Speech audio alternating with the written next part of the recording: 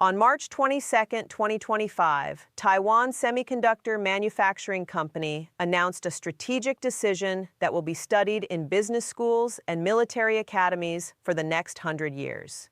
TSMC suspended all advanced chip shipments to American defense contractors, technology companies, and automotive manufacturers indefinitely. The official statement cited technical compliance reviews and supply chain optimization. The real reason was simpler and more devastating. Taiwan just demonstrated that it controls the single most critical industrial capability on the planet, and the United States has absolutely no ability to replace it for at least 10 years. Here's what you need to understand. TSMC doesn't just manufacture chips. It manufactures 92% of the world's most advanced semiconductors. Every AI system, every advanced weapon system, every smartphone, every automobile with modern electronics, every data center, they all depend on chips that only TSMC can produce at scale, and only Taiwan possesses the industrial ecosystem to support. The United States consumes 34% of global semiconductor production, but manufactures only 12% domestically. The gap between consumption and production is filled entirely by imports, mostly from Taiwan. When Taiwan turns off the tap, American technology companies stop shipping products within 8 weeks, American weapons systems stop production within 12 weeks, and the entire U.S. economy contracts by 7% within 6 months. I've spent 13 years analyzing semiconductor supply chains, advanced manufacturing economics, and the geopolitics of technology dependence. I've studied every major supply chain disruption from the 2011 Japan earthquake to the 2020 pandemic shortages. And I can tell you with absolute certainty, what Taiwan executed on March 22nd is the most sophisticated application of economic leverage since the 1973 oil embargo. Let me walk you through exactly what Taiwan did, why America is completely defenseless against it, and what this means for everything from your smartphone to national security. Chapter 1: The Technical Monopoly. To understand Taiwan's leverage, you need to understand what TSMC actually does and why no one else can replicate it. Modern advanced semiconductors are manufactured on 3-nanometer process nodes. That means the transistors etched onto silicon wafers are 3/billionths of a meter wide. For reference, a human hair is approximately 80,000 nanometers wide.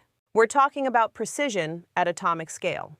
Only 3 companies in the world can manufacture chips at this level: TSMC, Samsung, and Intel.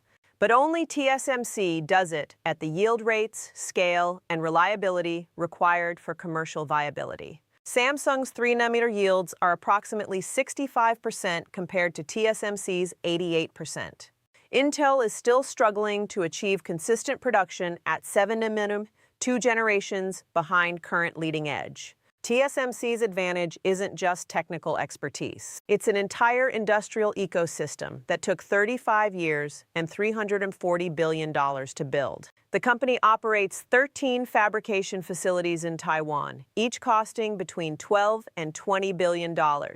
These fabs contain extreme ultraviolet lithography machines from ASML in the Netherlands that cost $380 million each and take 18 months to manufacture. The fabs require stable electrical power with voltage fluctuation below 0.01%. They need ultra-pure water with contamination below 1 part per trillion. They operate in clean rooms 10,000 times cleaner than hospital operating rooms.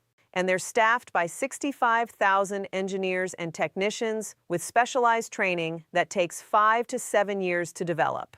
You cannot replicate this ecosystem quickly. You cannot build it cheaper elsewhere. You cannot threaten to do so credibly enough to call Taiwan's bluff. TSMC knows this. The United States knows this. And Taiwan's government knows that this knowledge represents leverage unlike anything a country of 24 million people has ever possessed. Chapter 2: The March 22nd Suspension. The suspension announcement gave no timeline for resolution. It specified no conditions for resumption. It simply stated that all advanced chip shipments to American customers were paused pending review. Within 48 hours, the economic impact was measurable and severe. Apple announced a delay in iPhone production. The company couldn't manufacture devices without TSMC chips and had inventory to sustain operations for only 47 days. Apple's stock price dropped 23% in 2 trading sessions, wiping out $687 billion in market capitalization. NVIDIA suspended shipments of its latest AI accelerators. These chips power the generative AI systems that every technology company depends on for competitive positioning. Without them, American AI development falls behind Chinese competitors who have alternative chip sources. NVIDIA's stock dropped 34%. AMD, Qualcomm, and Broadcom all issued warnings that they couldn't fulfill customer orders. The combined market cap decline across the semiconductor sector exceeded $2 trillion in the first week. But the consumer technology impacts, while dramatic, aren't the strategic catastrophe. The defense implications are: Lockheed Martin produces the F-35 fighter aircraft. Each plane contains approximately 920 semiconductors, 47 of which are advanced chips that only TSMC manufactures. Without those chips, F-35 production stops completely. The United States has a backlog of 427 F-35s on order worth $178 billion. None of them can be delivered without TSMC chips. Raytheon manufactures the Patriot missile defense system. Each battery contains 134 advanced semiconductors sourced exclusively from TSMC. Without new production, existing systems cannot be maintained as components fail. The United States has 127 Patriot batteries globally. They'll begin degrading to non-operational status within 18 months if chip supply isn't restored. Northrop Grumman builds the B-21 bomber. The aircraft's avionics, radar, and electronic warfare systems all depend on chips that TSMC produces, and no American foundry can manufacture. The program is already behind schedule. The chip suspension makes completion impossible on any reasonable timeline. Added up, the United States cannot build new fighter aircraft, cannot maintain missile defense systems, cannot complete strategic bomber development, and cannot equip ground forces with modern communications and targeting systems. American military capability degrades in real time every day the suspension continues. Chapter 3: The Impossible Timeline. The obvious response to Taiwan's leverage is to build domestic semiconductor manufacturing that eliminates the dependency. The CHIPS Act passed in 2022 allocated $52 billion for exactly this purpose. Intel, TSMC, and Samsung all committed to building fabs in the United States. Here's why that doesn't solve the problem. Intel's Arizona fab won't reach high-volume production until late 2026 at the earliest, and it will manufacture 7-nanometer chips, not the 3-nanometer chips that Taiwan is withholding. Even when operational, the facility will have capacity of approximately 150,000 wafers per year compared to TSMC Taiwan's capacity of 8 million wafers annually. It's a rounding error. TSMC's Arizona facility is even further behind schedule. Originally planned for 2024 completion, it's now delayed to 2028 due to permitting issues, construction delays, and difficulty recruiting qualified workers. The United States simply doesn't have 65,000 semiconductor engineers and technicians. Training them takes years. And even when the facility is operational, it will produce 3-nanometer chips at roughly 1/5 the yield rate of TSMC's Taiwan facilities due to less mature processes and less experienced workforce. Samsung's Texas fab faces similar challenges, with completion now projected for 2027 or later. The timeline is catastrophic. Taiwan's suspension creates immediate acute crisis. American domestic production comes online in 3 to 5 years if everything goes perfectly, which it won't. And even when online, domestic capacity only fills about 15% of current consumption needs. For comparison, when the United States faced strategic resource dependencies in previous eras, the timeline from recognition to solution was measured in months. During World War II, the United States built the Manhattan Project from zero to operational nuclear weapons in 38 months. The Apollo program went from Kennedy's announcement to moon landing in 8 years. The semiconductor dependency cannot be solved in under a decade given current constraints. Taiwan can maintain leverage for as long as it chooses to exercise it, and the United States cannot credibly threaten to eliminate that leverage through domestic production. Chapter 4. The $4 trillion Gambit. Taiwan isn't suspending chip shipments randomly or recklessly. This is a calculated gambit designed to extract specific concessions from the United States that Taiwan's government believes are worth approximately $4 trillion in economic value. The $4 trillion figure represents Taiwan's estimate of the total economic value at risk for the United States from the chip suspension. It includes direct losses from technology companies unable to ship products, indirect losses from defense programs that cannot proceed, and tertiary effects on the broader economy that depends on semiconductor-enabled technologies. Taiwan is essentially holding a $4 trillion gun to America's head and making 3 demands in exchange for not pulling the trigger. Demand 1, explicit, unambiguous U.S. commitment to defend Taiwan against Chinese invasion. Not strategic ambiguity, not vague assurances, a treaty obligation equivalent to NATO Article 5 that mandates U.S. military response to any Chinese attack on Taiwan. Demand 2, advanced weapons systems that the United States has historically refused to provide. Specifically, F-35 fighter aircraft, long-range precision missiles, and nuclear-powered submarines. Taiwan wants offensive military capability sufficient to deter Chinese invasion without depending on U.S. intervention. Demand 3, technology transfer and trade agreements that position Taiwan as the exclusive semiconductor supplier to the United States for the next 20 years, regardless of domestic manufacturing expansion. Taiwan wants contractual guarantees that American companies will source chips from Taiwan even when domestic alternatives exist. These demands are extraordinary. They essentially require the United States to commit to defending Taiwan militarily, arming Taiwan with the most advanced weapons in the American arsenal, and deliberately maintaining dependency on Taiwan despite spending $52 billion to reduce that dependency. But here's the brutal calculus. Refusing these demands costs $4 trillion in immediate economic damage, plus degradation of military capability that takes decades to rebuild. Accepting the demands costs approximately $680 billion over 20 years in weapons transfers and trade guarantees, plus the political cost of abandoning strategic ambiguity on Taiwan. Taiwan is betting that $680 billion is cheaper than $4 trillion. They're correct. Chapter 5. The China Complication. Taiwan's gambit is even more sophisticated than it appears because it exploits fundamental tensions in U.S.-China relations. China wants to prevent the United States from defending Taiwan. China also wants access to TSMC's advanced semiconductors for its own technology and defense industries. These objectives are in direct conflict. If China invades Taiwan to prevent U.S. defense commitments, it destroys the semiconductor fabs in the process. Modern semiconductor facilities are impossibly fragile. They cannot survive military operations. Any invasion triggers destruction of the very industrial capability that makes Taiwan valuable.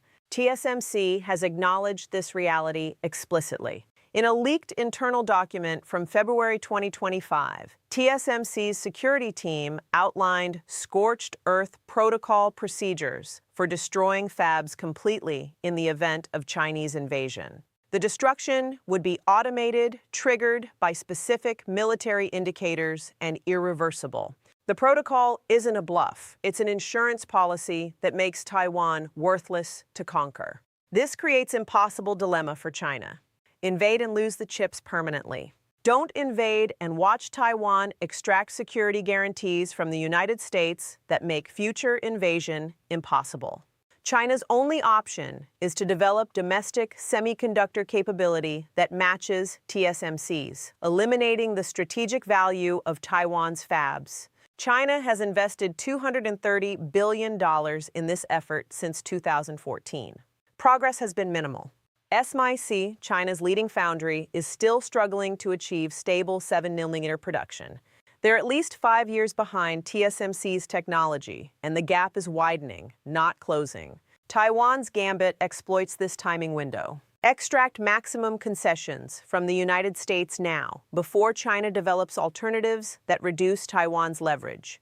Lock in American security commitments, while the semiconductor monopoly provides overwhelming negotiating power. Chapter 6: The American Dilemma.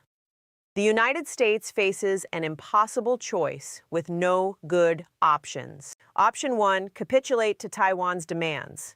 Provide explicit defense commitments, transfer advanced weapons, and maintain dependency on Taiwanese semiconductors. This guarantees conflict with China if Taiwan is attacked, arms a potential future adversary if Taiwan's government changes, and perpetuates strategic vulnerability that undermines long-term security.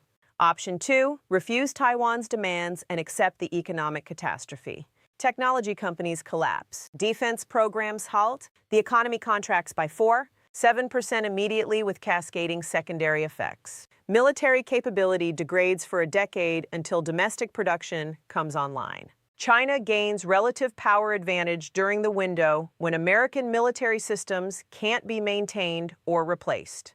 Option 3: attempt to coerce Taiwan by threatening to abandon it to China if demands aren't withdrawn.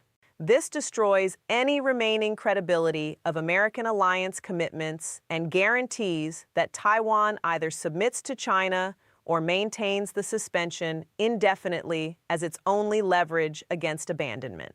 Option 4: attempt to seize TSMC's facilities through military operation or covert action.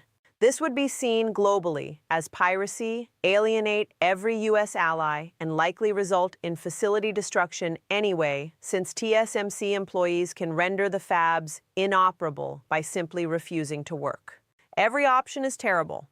The least terrible option is capitulation to Taiwan's demands, which is exactly what Taiwan's leadership calculated when they designed this gambit. Chapter 7: The Historical Parallel. What Taiwan is executing has precise precedent in the 1973 oil embargo. In October 1973, OPEC's Arab members cut oil production and imposed an embargo on the United States in response to American support for Israel during the Yom Kippur War. The embargo demonstrated that resource-exporting nations could weaponize strategic commodities to extract political concessions from resource-dependent industrial powers. The embargo lasted only 5 months, but it permanently altered global power dynamics. Oil producers recognized their leverage and began coordinating to maximize rents. Consumer nations experienced material reduction in living standards and economic growth. And the United States learned that strategic resource dependencies create vulnerabilities that adversaries will exploit. Taiwan is now executing the same playbook with semiconductors instead of oil. The resource is different, but the leverage mechanism is identical. Taiwan controls production of a strategically critical input. The United States cannot replace that production quickly. Taiwan weaponizes the dependency to extract concessions that permanently alter its strategic position. The difference is that semiconductors are vastly more important to modern economies than oil was to 1970s economies. Oil-powered transportation and heating. Semiconductors power everything: communications, finance, logistics, healthcare, defense, entertainment, manufacturing, agriculture. An oil embargo creates recession. A chip embargo creates depression. Taiwan's leverage is therefore substantially greater than OPEC's leverage ever was. And Taiwan is using it more effectively by making specific, achievable demands rather than vague political objectives.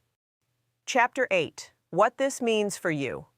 Let me translate Taiwan's semiconductor suspension into implications for your daily life. First, consumer electronics prices spike immediately and product availability crashes. New iPhones unavailable at any price. New laptops back-ordered for 8 months. New cars delayed indefinitely because modern vehicles contain approximately 3,000 semiconductors. Used electronics become dramatically more valuable as new production halts. Your current phone and laptop just became more precious. Don't break them. Replacement might be impossible until 2027. Second, technology companies collapse. Apple, Nvidia, AMD, Qualcomm, and dozens of smaller firms cannot generate revenue without chips. Stock portfolios crater. If your 401k is heavy in technology stocks, you just lost 35 to 45% of your retirement savings. And those losses compound as broader economic contraction reduces all equity values. Third, unemployment spikes in technology and adjacent sectors. Apple employs 164,000 people directly and supports 4 million jobs in its supply chain and retail network.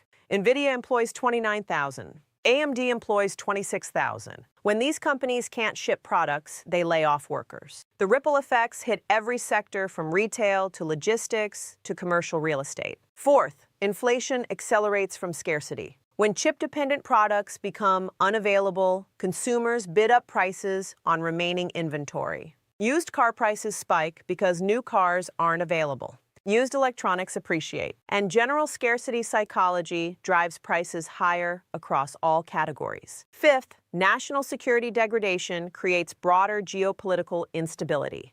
As American military capability degrades, adversaries probe for weakness. China might move on Taiwan. Russia might escalate in Ukraine. Iran might close the Strait of Hormuz. The perception of American decline becomes self-fulfilling as adversaries act on that perception. Chapter 9. The Leverage Permanence. The critical question is whether American domestic semiconductor manufacturing eventually eliminates Taiwan's leverage. The answer is no. Even when American fabs come online, they won't match Taiwan's capability for at least a decade, and Taiwan isn't standing still. TSMC is currently developing 2-nanometer process technology with production planned for 2026. By the time American fabs are producing 3-nanometer chips at Taiwan's current efficiency, Taiwan will be producing 4-nanometer chips at even higher efficiency. The technological lead is sustainable because TSMC invests $40 billion annually in R&D compared to $20 billion for Intel and $18 billion for Samsung. More importantly, the fab equipment itself comes from single-source suppliers that Taiwan has cultivated relationships with for decades. ASML in Netherlands manufactures the EUV lithography machines essential for advanced nodes.